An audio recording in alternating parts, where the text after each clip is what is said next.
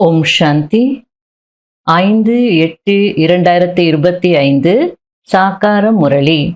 இன்று சிவ பகவான் கூறுகிறார், இனிமையான குழந்தைகளே, இந்த விகார உலகத்தை சிவாலயமாக மாற்றுவதற்காக பாபா வந்திருக்கிறார்.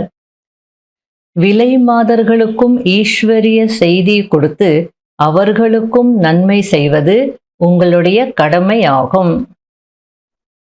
கேள்வி: எந்த குழந்தைகள் தங்களுக்கு மிக பெரிய நஷ்டத்தை ஏற்படுத்திக் கொள்கிறார்கள்? பதில்: ஏதாவதொரு காரணத்தினால் யார் முரளியை தவற விடுகிறார்களோ அவர்கள் தங்களுக்கு மிக பெரிய நஷ்டத்தை ஏற்படுத்திக் கொள்கிறார்கள். நிறைய குழந்தைகள் தங்களுக்குள் கோபித்துக் கொள்கின்ற காரணத்தினால் வகுப்பிற்கே வருவதில்லை. ஏதாவதொரு காரணத்தை சொல்லிக்கொண்டு வீட்டிலேயே உறங்கி விடுகிறார்கள். இதன் மூலம் அவர்கள் தனக்கு தானே நஷ்டத்தை ஏற்படுத்திக் கொள்கிறார்கள். ஏனென்றால் பாபா தினந்தோறும் ஏதாவதொரு புதிய யுக்திகளை சொல்லிக்கொண்டே இருப்பார். கேட்கவே இல்லை என்றால் எப்படி நடைமுறையில் கொண்டு வருவார்கள்? ஓம் சாந்தி. இனிமேலும் இனிமையான குழந்தைகள், நாம் உலகத்திற்கு எஜமானர்களாக ஆகுவதற்கு முயற்சி செய்து கொண்டிருக்கிறோம் என்பதை தெரிந்திருக்கிறீர்கள். ஆனால் மாயை மறக்க வைத்து விடுகிறது. சிலரை முழு நாளும் மறக்க வைத்து விடுகிறது. ஒருபோதும் நினைவே செய்வதில்லை. எனவே குஷியும் இருப்பதில்லை. நமக்கு பகவான் படிப்பிக்கிறார் என்பதையும் மறந்து விடுகிறார்கள். மறந்து விடுகின்ற காரணத்தினால் வேற எந்த சேவையையும் செய்ய முடிவதில்லை. சில குழந்தைகள் ஏதாவதொரு விஷயத்தில் கோபித்துக் கொள்ளவும் செய்கிறார்கள். படிப்பையும் விட்டு விடுகிறார்கள். நாம் படிக்கவில்லை என்றால் நமக்குதான் நஷ்டம் என்பதையும் புரிந்து கொள்வதில்லை. கோபித்து கொண்டு அமர்ந்து விடுகிறார்கள். இன்னார் இப்படி சொன்னார், அப்படி சொன்னார், ஆகையால் வருவதில்லை என்று சொல்கிறார்கள். முரளியை கேட்க வேண்டும் அல்லவா? வகுப்பிற்கு வந்தால்தான் கேட்க முடியும். அதாவது இப்போ நீங்க சொல்லலாம், முரளி புக்கு நமக்கு கிடைக்குது இல்லையா, ஆகையால வீட்டில் படிச்சுக்கலாம், இல்லை மொபைலில் முரளி கேட்கலாம், பார்க்கலாம், படிக்கலாம் அப்படின்னு சொல்லலாம். ஆனால் கிளாஸுக்கு வந்தால்தான் பாபாவுடைய சக்தி கிடைக்கும். அந்த நேரத்தில் பாபா ஸ்பெஷல் வைப்ரேஷன்ஸ் கொடுக்குறார். அது மட்டும் இல்லை, ஒரு சங்கட்டனில் உட்கார்ந்து கேட்கும் போதுதான் நமக்குள்ள சகஜமாக மாற்றம் ஏற்படும். கலெக்டிவ் பவர் அப்படின்னு சொல்லுவாங்க இல்லையா, எல்லாரும் அந்த ஒரு எண்ணத்தில் இருக்கும் போது நமக்கும் மாற்றம் வந்துடும். நாம கூட முயற்சி செய்யணும்னு தோணும். இந்த படிப்பின் மூலம் அனைவருடைய படகும் கரை சேர்ந்துவிடும். தாய்மார்கள், பாபா வீட்டில் கீதா பாடசாலை திறக்கலாமா என்று கேட்கிறார்கள். அவர்களுக்கு ஈஸ்வரிய சேவையின் ஆர்வம் இருக்கிறது. அதாவது பாபா எந்த அர்த்தத்தில் சொல்லிட்டு இருக்கிறார் அப்படின்னா, தாய்மார்கள் வீட்டில் இருப்பாங்க, ஆகையால நாங்கள் வீட்டில் இருந்துக்கிட்டே சேவை செய்யலாமா அப்படின்னு கேட்குறாங்க. ஆனால் பிரதர்ஸ்க்கு அந்த பழக்கம் இல்லை. அவங்க வீட்டில் இருக்கிறது இல்லை இல்லையா, ஆகையில அந்த எண்ணம் எல்லாம் வர்றதில்லை அப்படின்னு சொல்றார். ஏன்னா உலகத்துல பிரதர்ஸ் அப்படின்னா ஈவினிங் அங்கே இங்கே போயிடுவாங்க, டைம் இருக்குன்னா கிளப்புக்கு போவாங்க. ஆகையில தாய்மார்களுக்கு அந்த சிந்தனை வருது. அடுத்தது பாபா, செல்வந்தர்களுக்கு இங்கேயே சொர்க்கம் இருக்கிறது. எவ்வளவு ஃபேஷன் ஆகியவை செய்து கொண்டே இருப்பார்கள். இப்போ எல்லாம் கேட்கவே வேண்டாம். ஃபேஷன் இண்டஸ்ட்ரி ஒரு எல்லையற்ற இண்டஸ்ட்ரியா இருக்கு. ஆனால் தேவதைகளின் நேச்சுரல் பியூட்டியை பாருங்கள், அதாவது இயற்கையான அழகை பாருங்கள் எப்படி இருக்கிறது என்று. எவ்வளவு வித்தியாசம் இருக்கிறது.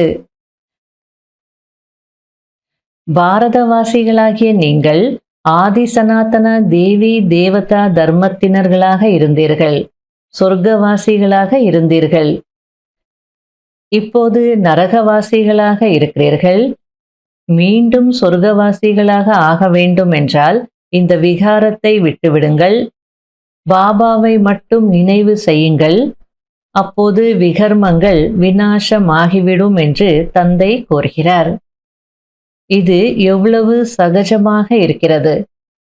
ஆனால் சிலர் முற்றிலும் புரிந்து கொள்வதே இல்லை. வானப்பிரஸ்த நிலையிலும் கூட மோகத்தின் ஈர்ப்பு இருக்கிறது. இப்பொழுதெல்லாம் வானப்பிரஸ்த நிலைக்கு அவ்வளவாக செல்வதே இல்லை.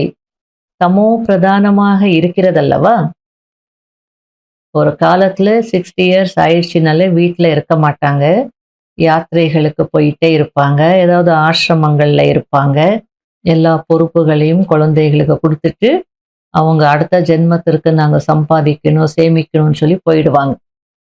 ஆனா இப்போ யாரும் அப்படி போகிறது இல்லை. ஏன்னா தமோ பிரதானமா இருக்கு இல்லையா அப்படின்றார். இங்கேயே மாட்டிக்கொண்டிருக்கிறார்கள்.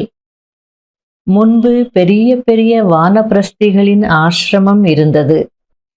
இப்பொழுதெல்லாம் 80-90 வயதாகி விடுகிறது என்றாலும் வீட்டை விடுவதே இல்லை.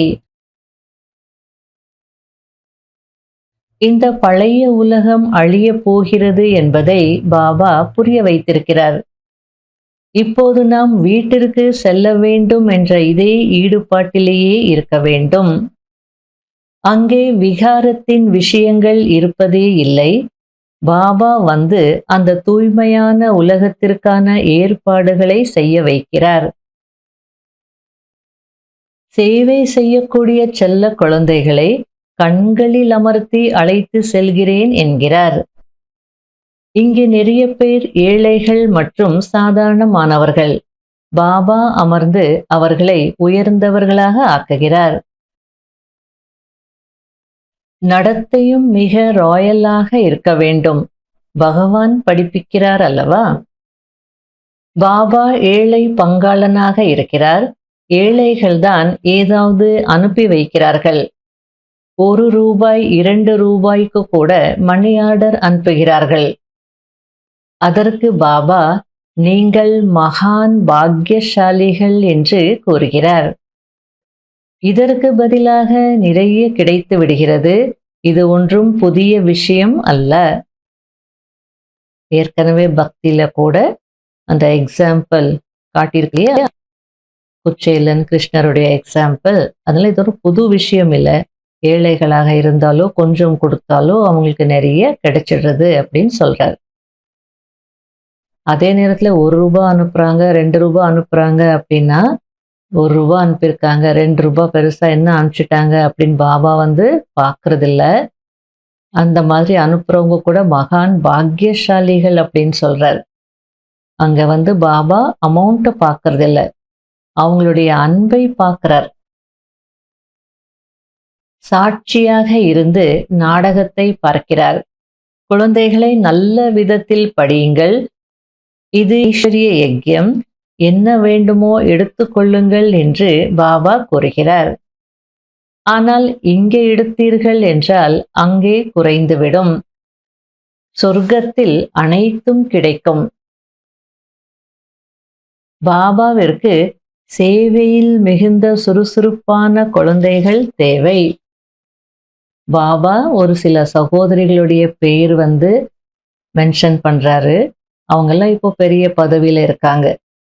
இப்போ அவங்க அந்த பதவியில இருக்காங்க. ஆனா அப்போவே பாபா அவங்கள பத்தி சொல்லியிருக்கிறார். சுதேஷை போல் மோகினியை போல் சேவையில் ஊக்கம் உடையவர்களாக இருக்க வேண்டும். உங்களுடைய பெயர் புகழ் பெற்று விடும். அன்னைக்கு கொடுத்த வரம் இப்போ அவங்க எல்லாம் பெரிய பதவியில இருக்காங்க. இங்க எவ்வளவு நேரம் கிடைக்கிறதோ நினைவில் இருங்கள் என்று பாபா கூறுகிறார். தேர்வு நாள் நெருங்கும் போது தனிமையில் சென்று படிக்கிறார்கள். தனியாக டீச்சரை கூட அமர்த்தி கொள்கிறார்கள். பிரைவேட் டியூஷன்ஸ் எல்லாமே வந்து அரேஞ்ச் பண்ணுவாங்க. நம்மிடம் டீச்சர்ஸ் நிறைய பேர் இருக்கிறார்கள். படிப்பதற்கு ஆர்வம் மட்டும் தேவை. சொல்லிக் கொடுக்கறதுக்கு டீச்சர்ஸ் நிறைய பேர் இருக்காங்க. படிப்பதற்கான ஆர்வம் இருந்தால் போதும் அப்படின்னு சொல்றார். சிவபாபாவை நினைவு செய்து கொண்டே இருந்தால் எவ்வளவு நன்மை ஏற்பட்டுவிடும். ஆனால் மறந்து விடுகிறார்கள். மிகவும் சகஜமானது. வியாபார தொழிலில் வாடிக்கையாளர்கள் யாரும் வரவில்லை என்றால் நினைவில் அமர்ந்து விடுங்கள். நான் ஆத்மா, பாபாவை நினைவு செய்ய வேண்டும். நோய்வாய்ப்பட்டிருந்தாலும் கூட நினைவு செய்ய முடியும். நல்லது. இனிமையிலும் இனிமையான தேடி கண்டெடுக்கப்பட்ட செல்ல குழந்தைகளுக்கு மாத்பிதா பாப் தாதாவின் அன்பு நினைவுகள் மற்றும் குட் மார்னிங். ஆன்மீக குழந்தைகளுக்கு ஆன்மீக தந்தையின் நமஸ்காரம். கடைபிடிக்க வேண்டிய முக்கியமான சாராம்சம். முதல் பாயிண்ட், சேவையில் மிகவும் சுறுசுறுப்பானவர்கள் ஆக வேண்டும். எவ்வளவு நேரம் கிடைக்கிறதோ தனிமையில் அமர்ந்து பாபாவை நினைவு செய்ய வேண்டும். படிப்பில் ஆர்வம் வைக்க வேண்டும். படிப்பிடம் கோபித்து கொள்ளக்கூடாது. இரண்டாவது பாயிண்ட், தன்னுடைய நடத்தையை மிக மிக ராயலாக வைத்து கொள்ள வேண்டும். அவ்வளவுதான். இப்போது வீட்டிற்கு செல்ல வேண்டும். பழைய உலகம் முடியப் போகிறது. ஆகையால் மோகத்தின் கயிற்றை அறுத்துவிட வேண்டும். சப்தங்களை கடந்த நிலையில் இருப்பதற்கான முயற்சி செய்ய வேண்டும். தாழ்ந்த நிலையில் இருப்பவர்களை கடை தேற்றுவதற்கான சேவை செய்ய வேண்டும். வரதானம். உயர்ந்த உள்ளுணர்வின் மூலம் உள் உணர்வுகளை மாற்றக்கூடிய சித்தி ஸ்வரூபம் ஆகுங்கள். அதாவது சித்தி ஸ்வரூபம் அப்படின்னா நம்ம என்ன நினைக்கிறோமோ அதை அடைவது. நம்ம நினைக்கிறது ரியாலிட்டி ஆயிடணும். அதுதான் சித்தி ஸ்வரூப நிலை. சித்தி ஸ்வரூபம் ஆகுவதற்கு உள்ளுணர்வின் மூலம் உள்ளுணர்வுகளை, எண்ணங்களின் மூலம் எண்ணங்களை மாற்றுவதற்கான காரியத்தை செய்யுங்கள். அதற்கான ரிசர்ச் செய்யுங்கள். எப்போது இந்த சேவையில் பிஸியாகி விடுகிறீர்களோ அப்போது இந்த சூக்ஷ்ம சேவை தானாகவே அநேக பலவீனங்களை கடக்க வைக்கிறது. இப்போது இந்த பிளானை உருவாக்குங்கள். அதன் மூலம் ஸ்டூடெண்ட்ஸின் எண்ணிக்கையும் அதிகரிக்கும், பணவரவும் அதிகமாகும், வீடும் கிடைத்துவிடும். இந்த விதி சித்தி ஸ்வரூபமாக ஆக்கி விடுகிறது. ஸ்லோகன். நேரத்தை பயனுள்ளதாக ஆக்கிக்கொண்டே செல்லுங்கள். அப்போது நேரத்தின் ஏமாற்றத்தில் இருந்து தப்பித்துக் கொள்வீர்கள். அவ்யக்த சமிகை. தந்தைக்கு குழந்தைகள் மீது எவ்வளவு அன்பு இருக்கிறது என்றால் தினமும் அன்பிற்கான ரெஸ்பாண்ட் கொடுப்பதற்கு இவ்வளவு பெரிய கடிதத்தை எழுதுகிறார். அன்பு நினைவுகளையும் கொடுக்கிறார். மேலும் துணைவராகி துணையையும் கட்டி காப்பாற்றுகிறார். எனவே இந்த அன்பில் அனைத்து பலவீனங்களையும் அர்ப்பணம் செய்து விடுங்கள். பரமாத்மா அன்பில் எப்படி மூழ்கி இருக்க வேண்டும் என்றால் ஒருபோதும் எல்லைக்குட்பட்ட பிரபாவம் தன் பக்கம் கவர்ந்திழுக்க கூடாது. சதா எல்லையற்ற பிராப்திகளில் மூழ்கி இருங்கள். அதன் மூலம் ஆன்மீக தன்மையின் நறுமணம் வாயுமண்டலத்தில் பரவட்டும். ஓம் சாந்தி.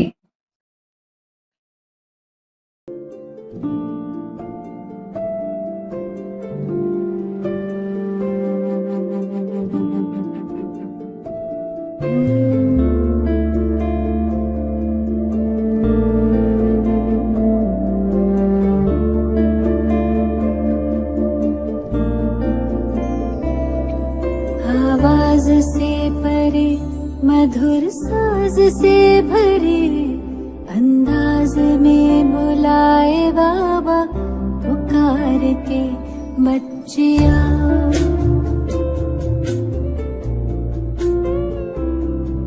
आवाज से परे मधुर साज से भरे अंदाज में बुलाए बाबा पुकार के बच्चिया।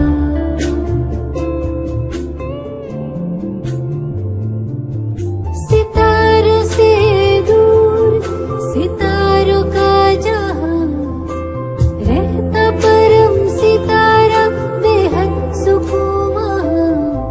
सितारों से दूर सितारों का जहां रहता परम सितारा बेहद सुकून वहां। बच्चिया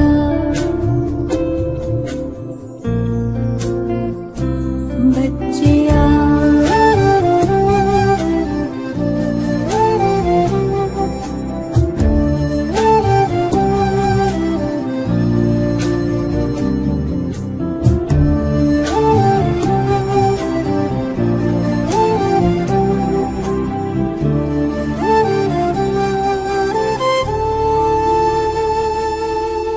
नूर समंदर दिखता सुंदर लहराए निरंतर आनंदित अंतर।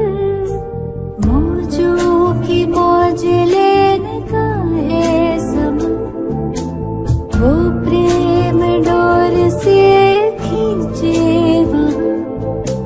जी भर निहार के लिए पंख प्यार के हम उड़ चले।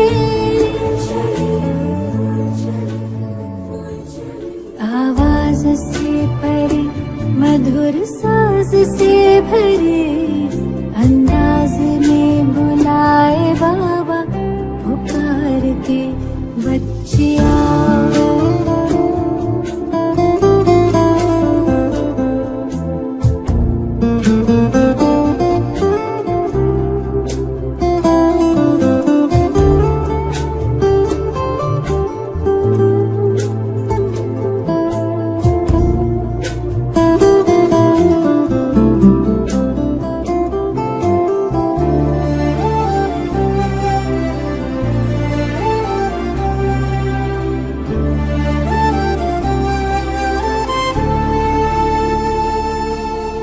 राहें देखे बाबा बाहें खोले दिल से सुन ले मृदुल स्वर में वो बोले। राहें देखे बाबा बाहें खोले दिल से सुन ले मृदुल स्वर में वो बोले। कुर्बान करके आओ पुराना जान सुन प्यार से पुकारे वो शिव क्षमा। जी भरे निहार के लिए पंख प्यार के हम उड़ चले। आवाज से परे मधुर साज से भरे अंदाज में बुलाए बाबा पुकार के बच्चिया।